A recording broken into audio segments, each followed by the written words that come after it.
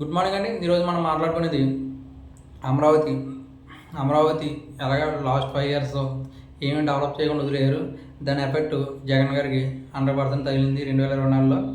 అలాగే ఇప్పుడు బొత్స సత్యనారాయణ గారు కూడా మాట మార్చారు. అప్పుడు నిర్ణయం అది ఇప్పుడు అవుతే లేదన్నారు. అలాగే అమరావతిలో జరుగుతున్న పనులు కానీ టెండర్ల గురించి కానీ మనం విశ్లేషిద్దాం.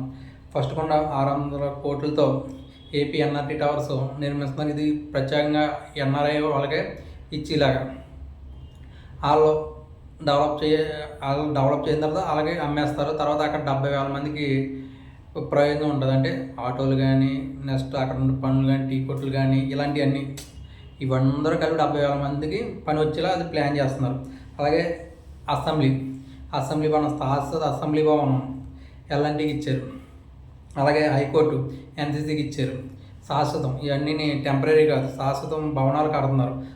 ఐకానిక్ టవర్స్ కడుతున్నారు 4. అలాగే బిట్స్ బిలానికి 75 ఎకరాలు ఇస్తున్నారు. అలాగే వెంకటపాలెంలో వెంకటేశ్వర స్వామి ఆలయాన్ని విస్తరణ చేస్తున్నారు. అలాగే ఎస్ఆర్ఎం కాలేజ్ 100 ఎకరాలు ఇస్తున్నారు. ఇలా ఎన్నో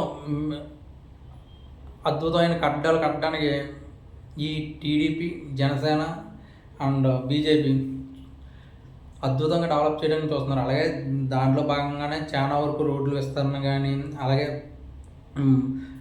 రైల్వే విస్తరణ అమరావతి మంబూరు, అమరావతి బురుపాలు ఈ 2 లైన్లు శరవేగంతో డెవలప్ చేయాలని, ఎందుకంటే 2029 లోపల చాలా వరకు డెవలప్ చేయాలని చూస్తున్నారు. ఎందుకంటే 2014 నుంచి 19 వరకు ఇది ఎవరు మారుస్తారు అన్న ఉద్దేశంలో. ఎందుకంటే ఇది కానీ అవ్వలేదు అంటే మళ్ళీ ట్రిప్ వస్తే మళ్ళీ రాజధాని వేరే అంటారు. ఎందుకంటే ఋషికొండలో ఎందుకు కట్టారో తెలియదు 500 కోట్లతోటి అక్కడ రాజధాని పెడదాం అనుకున్నారు.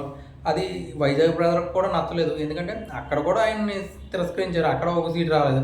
అరకు పాడేరు వచ్చినాయంటే మెయిన్ అక్కడ గిరిజనుల ఓటింగు, నెక్స్ట్ ఎక్కడ లేని ఆదాయం అక్కడ రావడం గల కారణం 2 సీట్లు.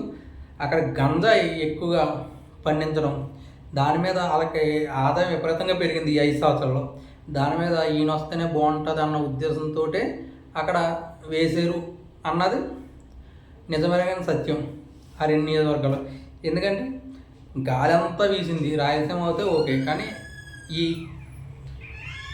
విశాఖపట్నంలో ఈ 2 సీట్లు ఓడిపోవడం కానీ ఎస్సీ ఎస్టీ అండ్ అక్కడ అరకులో పోటీ చేయని బీజేపీ కాకుండా టీడీపీ పోటీ అయినా అక్కడ నగ్గును.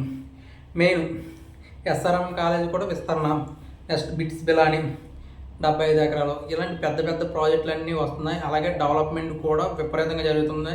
అలాగే సచివాలయం కానీ ఐఏఎస్ భవనాలు కానీ ఇవన్నీ కూడా ఐకానిక్ టవర్స్ కానీ విపరీతంగా డెవలప్ చేస్తున్నారు. అలాగే విపరీతంగా ఖర్చు పెడుతున్నారు.